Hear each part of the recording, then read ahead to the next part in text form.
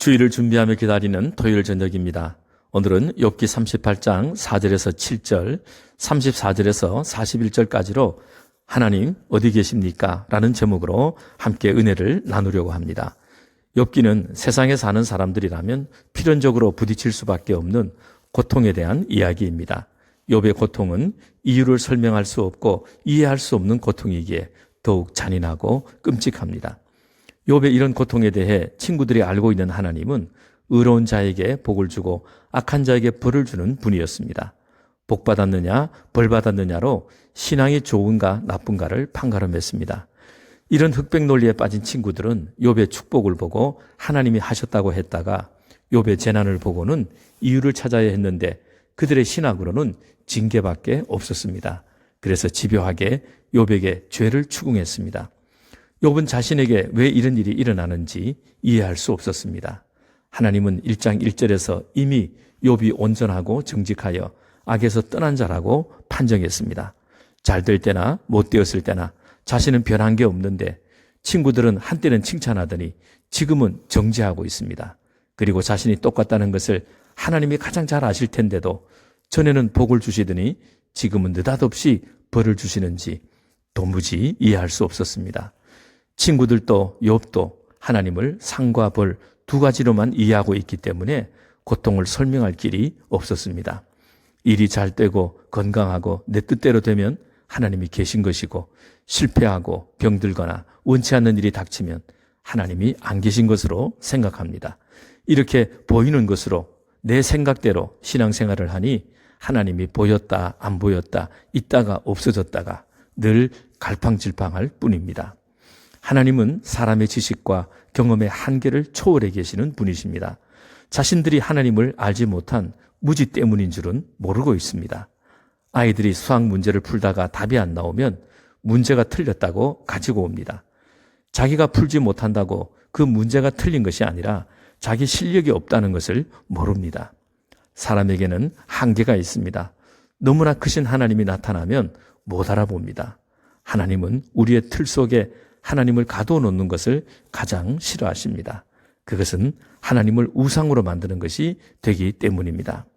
영원전부터 영원까지 살아계시는 하나님은 내 생각에 있다고 해서 없는 분이 있어지는 것도 아니며 없다고 해서 있는 하나님이 없어질 분도 아니십니다.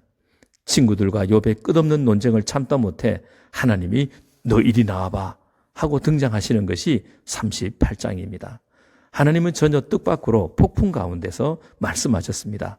폭풍은 재앙이고 천재지변이기에 그런 상황에는 하나님이 안 계신다고 믿었는데 하나님은 그들의 무지를 깨닫게 하시려고 폭풍 속에 나타나신 것입니다. 하나님의 있고 없음을 현상만 보고 판단하면 어둠과 고통 속에는 하나님이 안 계신다고 피하고 도망가게 됩니다. 그 때문에 정말 어둠과 고통 속에서 하나님이 나를 만나서 뭔가 말씀하시려는 계획은 수포로 돌아가게 됩니다. 제가 아는 교수님의 미국 유학 시절의 이야기입니다. 누구보다 빨리 공부를 마치고 3년 만에 학위 논문이 통과되는 순간을 가족과 교인들 모두 기대와 믿음 속에 기다리고 있었습니다.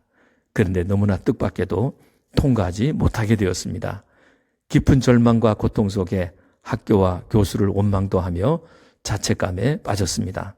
시간이 지나면서 어느 순간 내가 너를 사랑한다는 하나님의 음성을 듣게 되었습니다. 그 다음 주일날 설교 제목이 망하게 하신 하나님 할렐루야였습니다. 상황이나 결과가 바뀌진 않았지만 중요한 것은 그 절망과 어둠 속에서 하나님을 새롭게 발견했기 때문이었습니다.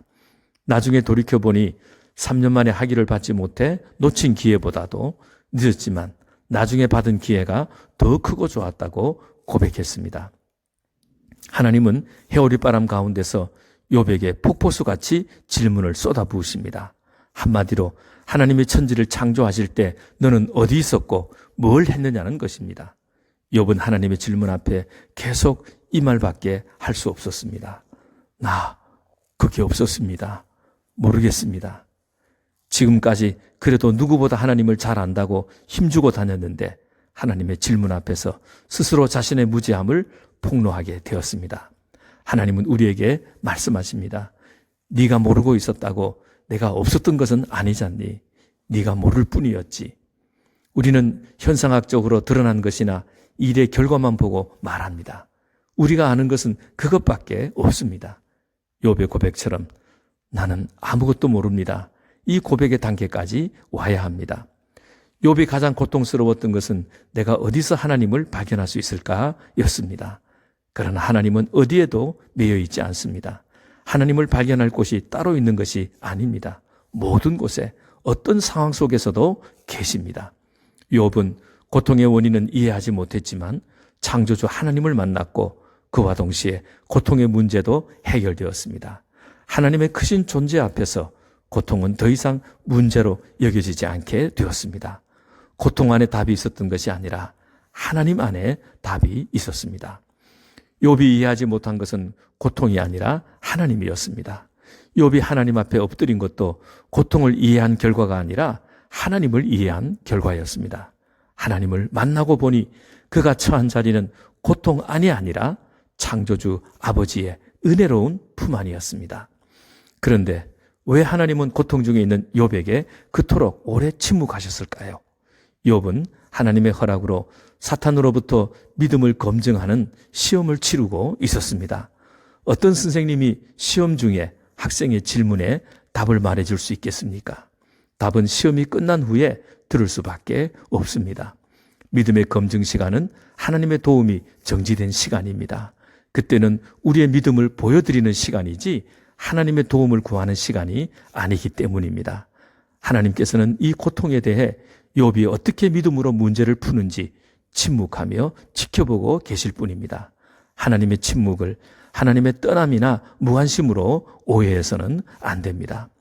믿음의 검증을 위한 고난이라면 그 고난의 설명서는 나중에 오는 법입니다. 참고 견디는 과정에 우리의 믿음은 더욱 단단해지고 익어지게 될 것입니다. 하나님은 끝까지 욥의 고통에 대한 이유를 설명하지 않으십니다. 다만 나는 내 하나님이야. 그것뿐입니다. 내가 하나님이라서 그렇게 하는 거야. 나는 신실하고 약속을 어긴 적이 없단다. 영원전부터 영원까지 지금도 다스리고 있어. 잘못했다고 변명할 필요도 없어. 난 이미 알고 있었고 내 계획이 있었을 뿐이야. 고통의 이유를 알아야만 하나님을 믿는 게 아닙니다. 하나님이 나의 아버지이심을 재발견함으로 고통을 넘어갈 뿐입니다. 욥의 가장 큰 고통은 하나님 없이 고난당하는 것이었습니다. 그러나 하나님은 그때도 나를 지켜보셨고 듣고 계셨고 함께 아파하셨습니다. 하나님은 끝까지 우리를 놓지 않으십니다. 잊어버리지 않으십니다. 인생의 바닥까지 내려가 모든 것을 다 잃었다 해도 마지막까지 남아있는 것은 하나님이십니다. 다 잃고 나서야 하나님을 보게 되었습니다. 애니 딜라드의 그늘 속의 하나님이란 시가 있습니다. 어두운 바깥에 앉아있지 않아도 됩니다. 하지만 별을 보기 원한다면 어두움이 필요합니다. 비록 빛은 어두움을 필요로 하지도 요구하지도 않지만